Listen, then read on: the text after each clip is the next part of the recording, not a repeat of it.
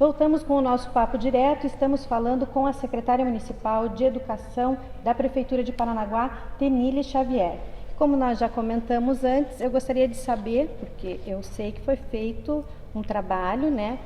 Toda a equipe da secretaria preocupada com esse momento da pandemia, preocupada com as crianças em casa e com a situação, com a necessidade do isolamento social, houve uma força-tarefa para fazer cadernos, né, como vocês falam, cadernos de atividades, inclusive específicos, né, não foi só para as crianças, também teve para a educação de jovens e adultos, e aí depois isso foi disponibilizado online. Fala para a gente como é que foi essa ideia, como é que foi feita, inclusive, a confecção desse material e como é que as pessoas podem ter acesso.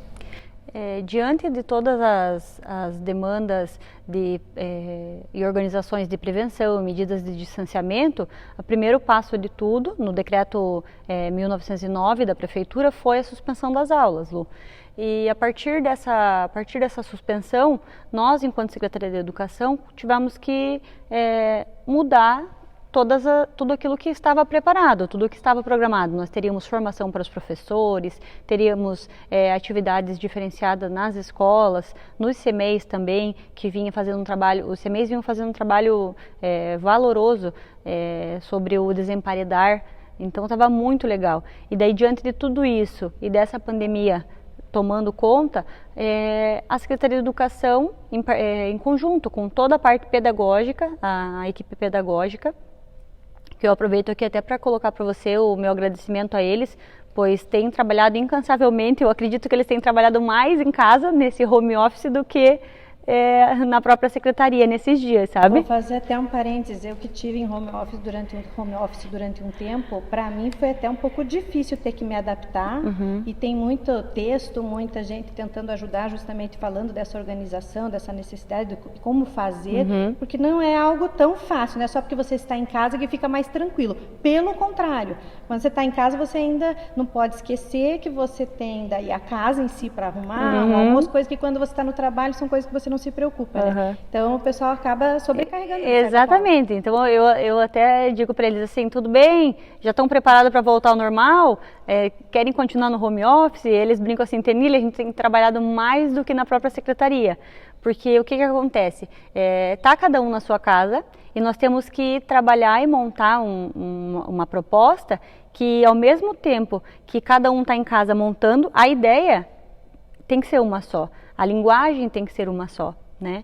Então, o que a gente fez? Pensou como alternativa em criar um canal digital no site da Prefeitura. Então, tem lá CEMED Digital, que é um espaço onde tem os cadernos pedagógicos, como nós chamamos, cadernos pedagógicos. E o nome da nossa proposta foi Fique em Casa. E aí, como você colocou, diferentes modalidades. Então, tem lá o Fique em Casa Estudando, que é para os alunos do 1º ano ao 5º ano, do Fundamental, e também para a EJA, Fique em Casa Estudando específico para a EJA. Tem também o Fique em Casa Compartilhando Experiências, que é para a educação infantil, são sugestões para os pais, tios, avós, enfim, aquela pessoa que está com a criança em casa, desenvolver várias atividades e habilidades da criança. Porque a faixa etária do CEMEI, qual é a idade? Nós atendemos, a obrigatoriedade do CEMEI é 4 e 5 anos. Então, as crianças que têm a obrigatoriedade de estar no CEMEI é a partir de 4 anos. De 0 a 3, nós atendemos também nos CEMEIs, nos berçários, até no maternal, mas não dentro da obrigatoriedade, mas é um direito da criança estar desde que haja vaga. Então, essas sugestões, a criança de 3 aninhos não vai conseguir trabalhar sozinha. Então, por isso que são sugestões para que a família trabalhe e compartilhe essas experiências com a criança em casa, porque eles ainda não têm aquela autonomia de ir lá, olhar a atividade e fazer sozinho. Então, ele vai precisar de um familiar para acompanhar durante o período das atividades. Já fica como um reforço para os pais, tios ou avós, né, quem está com as crianças, no sentido de Às vezes fico até na dúvida, né? Como eles têm o horário em que eles estão no CMEI ou que estão na escola, você já tem aquele horário pré-determinado onde a atividade está acontecendo lá naquele outro espaço. Mas quando a criança está em casa, que é a situação de muitos pais, como a gente sempre frisa, né, no mundo inteiro, fica aquela dúvida do que fazer, do que proporcionar, porque realmente é uma situação diferenciada do que a gente está vivendo. Exatamente. E é bom até lembrá-lo que quando nós começamos com todas essas propostas e sugestões do que levar para a criança, o que nós levamos em consideração também? Que até o momento nós não tínhamos um posicionamento do Conselho Nacional de Educação, que é o CNE, não tínhamos ainda,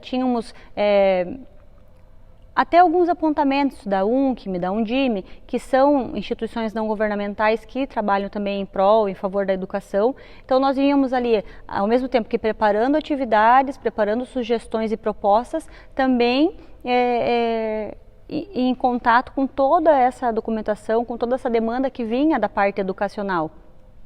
Teve o tempo, inclusive, da própria formação desses cadernos, né? Exatamente. Eles, como nós fizemos a divisão e a construção desses cadernos?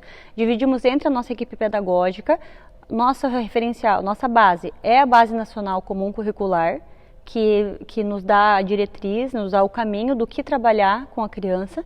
Então, o que nós pensamos? Num primeiro momento, vamos trabalhar os conteúdos do primeiro trimestre. Então, nós fomos lá nos conteúdos do primeiro trimestre, também em parceria com o currículo municipal, né, em conjunto, né, toda essa documentação, e elaboramos atividades que as crianças pudessem estar desenvolvendo e estivessem de acordo com algo que elas vinham trabalhando enquanto estavam agora fevereiro e março na escola. Algo ao mesmo tempo novo, porque eles ainda não tinham trabalhado, mas com uma base no que ele já era conteúdo proposto para esse próximo mês, agora de abril, que eles estariam trabalhando. Então é bem importante falar e frisar que não são atividades aleatórias, são atividades baseadas no currículo municipal e na BNCC, que é o que a gente sempre bate, né, nessa questão de que são conteúdos que são direito dos alunos. Então é baseado na BNCC, no currículo municipal, que essas atividades são propostas. E também, além das atividades para eles desenvolverem, entrarem lá, tem algumas sugestões também da parte prática, porque a criança está em casa, está lá fechada, não pode sair, né, para nenhum lugar, então tem exercícios físicos que também foram elaborados pela parte pedagógica da Educação Física da Secretaria. Então, assim, é um caderno bem completinho, bem legal, sabe, de ser desenvolvido. A gente realmente tem percebido que ele não está sendo usado e desenvolvido somente com alunos da rede municipal. Tem alunos até da rede particular que fazem uso do nosso material como complemento, né, não como algo obrigatório, e também nos demais municípios. Então está sendo bem legal. Reforça para a gente como é que a pessoa faz para acessar, né? Só para a gente daí passar também para a questão do canal, porque de repente isso também ajudou, né, a chegar nesse caminho. Mas reforça para a gente antes como é que a pessoa faz para acessar cada conteúdo desse. Então, lá na página da prefeitura, no site da prefeitura, tem um link que leva direto a CEMED Digital. Então está desenhadinho lá, CEMED Digital, vai clicar e ele vai estar separado por modalidade. Tem lá você vai clicar só no fundamental, no infantil, se eu quero só atividades sobre o coronavírus. Agora também elas já estão aí elaborando atividades sobre a dengue, que é algo que não nos deixou, né? A cidade de Paranaguá tem que tomar muito cuidado nesse sentido, então também levando atividades voltadas a esse trabalho sobre a dengue, ou contra, né, a dengue, vamos colocar assim. E até eu estava esquecendo de falá-lo, nesse mesmo link, nesse mesmo CEMED Digital, tem uma parte lá que fala fique em casa se cuidando, que foi onde nós pensamos em fazer um caderno para o professor. Porque o professor sempre é ele que organiza, ele que faz a rotina, ele que encaminha tudo dentro de um processo aí educacional. E aí nós pensamos em fazer um caderno para o professor também, dividindo de segunda a sexta, um dia para ele ouvir uma música, assistir um filme, olhar um retrato, né, pegar uma caixa de fotos antigas, ligar para um amigo. Então são sugestões assim que tratam não só do professor profissional, mas o professor pessoa também. Então, pensando nisso, nós montamos também, já estamos na 2ª edição, fizemos a 3ª edição, foi para a 3ª edição do Fica em Casa Se Cuidando para os professores. Olha só, já está que nem livro, né? 3ª edição. E me diz aqui sobre a questão do mundo lúdico. Hoje nós estamos aqui com o programa Papo Direto, um programa de entrevistas, como a gente sempre gosta de reforçar, fazendo parte de uma programação de um canal que se chama Cidade Educadora, canal 7.2. Porém, existe aí nessa programação um programa chamado Mundo Lúdico. E esse é de responsabilidade da Secretaria Municipal de Educação. Agora o pessoal, né, quem já viu alguma coisa, pessoal né, parece que está brincando num programa bem infantil, bem com característica de programa infantil mesmo.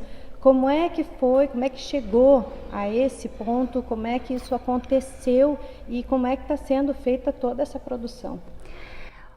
Quando nós começamos a ideia de montar um programa, veio na nossa mente a questão da aula online. Mas nós não gostaríamos de chegar, que esse conteúdo chegasse de uma maneira formal, tradicional para a criança. Então nós pensamos assim, vamos imaginar, vamos propor algo diferente, que leve conhecimento sim, que leve conteúdo também, mas de que maneira? Chegue numa maneira que a criança lá da educação infantil tenha prazer de ficar sentada em frente à TV assistindo, de que a criança do fundamental consiga responder algo que está sendo perguntado e também que os adultos ao assistirem viajem e voltem na sua infância também e divirtam-se junto com as crianças. Eu confesso, para quem é aí, não vou ter que denunciar um pouco a idade, não, talvez não, porque de repente vão ficar na dúvida, que me lembrou muito essa coisa do Sítio do Pica-Pau Amarelo, né? Aquela coisa de luz, de cor, de brincadeira, e realmente é bem isso que com os adultos vai acabar mexendo mesmo. Exatamente, e na hora de montar esse programa, então, ele foi surgindo nas nossas cabeças, né? Na equipe da Secretaria de Educação. Confesso que no primeiro momento poucas pessoas participaram, até porque a gente queria propor alguma coisa antes de abrir para todo mundo. Mas como fazer um programa de televisão se nós somos apenas a Secretaria de Educação? Nós não temos toda essa parte de estrutura e conhecimento que a comunicação tem. Então nós fizemos uma parceria e então eles começaram a nos ajudar. O que nós precisamos para montar esse programa? E aí começou, precisa do estúdio, precisa de um cenário, a gente precisa de câmeras, luzes, e aí em parceria com várias outras secretarias, a Provopar costurou nosso cenário, os serviços urbanos nos ajudou na iluminação, a cultura também nos deu uma ajuda, e enquanto nós da educação fazíamos a parte de montar os roteiros, pensar o que eles iam falar, quem ia falar. E aí ficou assim, mas nós vamos colocar só um professor, vamos colocar um quadro? E aí começou a ideia de montar o cenário. Então todo o cenário, para quem puder assistir o programa, todo o cenário ele é montado com materiais que nós temos nas nossas escolas. São as casinhas que tem na educação infantil, os puffs das escolas, o painel todo foi montado pela equipe da Secretaria de Educação. Então são todos materiais que realmente nossos alunos têm contato lá na escola, lá no CMEI, quando eles estão em aula. Então, depois de montado o cenário, então como vai ser essa atuação? E aí, como você fez lembrar, Sítio do Pica-Pau Amarelo, os personagens usavam muitas roupas coloridas, falavam de maneira alegre, né, para chegar ao público. E aí nós convidamos, então, 3 professores da rede municipal de educação, que são as professoras Franciele, Marquiele e o professor Odenilson. E eles, então, nessa proposta, eles atuam como arte educadores. Eles estão ali falando de arte, cultura, português, matemática, história, geografia, todas as matérias e conteúdos que você imaginar, mas de maneira lúdica, levando o conhecimento de maneira lúdica. Eu até gosto de usar, gosto de colocar de uma maneira que o Mundo Lude foi uma maneira ousada de levar conhecimento e de maneira dinâmica e lúdica para as crianças, porque nós estamos transmitindo conhecimento. Todo o conteúdo do programa é baseado na BNCC também, assim como os cadernos. Todos os conteúdos estão dentro do currículo municipal. Trabalhar um programa assim, com conteúdo pedagógico e ele ter que ser feito realmente para uma criança é um desafio, é algo totalmente diferenciado de um programa jornalístico ou de algum outro tipo de programa, né, até desses que a gente imagina de música. Claro, cada um vai requerer alguma coisa, mas você trabalhar com criança, você prender a atenção, ainda ter um conteúdo, porque a proposta, pelo que você falou aqui, então, não é simplesmente brincar e prender a criança lá, né, na televisão, mas principalmente, a hora que ela estiver ali atenta, ela está tendo conteúdo que estaria sendo trabalhado em sala de aula, é isso? Exatamente. Não é simplesmente um programa de entretenimento. Ele tem entretenimento? Tem sim, mas ele tem conteúdo. Ele tem a base nacional comum. Eu me torno até repetitiva de frisar essa questão, mas para deixar bem claro que eles estão tendo conteúdo sim, né? São estratégias que os profissionais, enquanto arte educadores, utilizam para levar o conhecimento, contextualizar esse conhecimento de uma maneira que chegue até a criança e a criança consiga ficar ali assistindo e respondendo a hora que tem uma charadinha e cantando a hora que tem a musiquinha. Tem muitas músicas autorais, eles têm desenvolvido muitas músicas autorais que falam sobre inúmeros temas. Se está tratando sobre a questão da água, então fala que não pode ter água parada, tem música da dengue, tem música do coronavírus, experiências. Teve uma experiência muito interessante que passou em um dos últimos programas, que eles usam para mostrar por que do cuidado de lavar as mãos e passar álcool em gel para proteger que o vírus não chegue. Então eles fizeram isso em experiência, ensinando para as crianças, e pelo que eu soube, muitas crianças fizeram em casa juntamente com seus pais e deu bem certo. Então é interessante que a gente consegue levar esse conhecimento, chegar nas casas, né, dessas muitas crianças que estão hoje em casa, chegar na casa de cada criança dessa e levar algo divertido, lúdico, mas o mais importante, com contextualização e com conteúdo.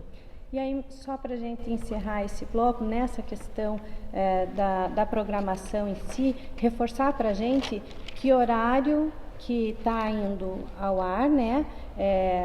Para que os pais também se programem, as crianças também, né? Opa, vou acordar um pouco mais cedo e acompanhar essa programação aqui no canal. Como você já colocou no início da nossa conversa, ele está disponível, o Mundo Lud está disponível aqui nesse espaço, no canal aberto aqui no 7.2. Ele vai ao ar todos os dias às 10 da manhã e tem o seu reprise às 15 horas, de segunda a sexta. No sábado e no domingo, a gente chama de Maratona Mundo Lud, que daí são todos os episódios seguidos um do outro, para quem não teve a oportunidade talvez de assistir, ou quem quer rever alguma experiência, alguma brincadeira, alguma música, ou algum conteúdo que chamou a atenção, ele pode rever no final de semana na Maratona Mundo Lud. Bacana. O pessoal hoje em dia está acostumado a tirar final de semana para assistir série. Pega, já assiste o Mundo Lud, coloca tudo em dia. Exatamente. E ainda, né, o conteúdo e a brincadeira. Exatamente. A gente termina esse bloco por aqui, mas a gente volta já já.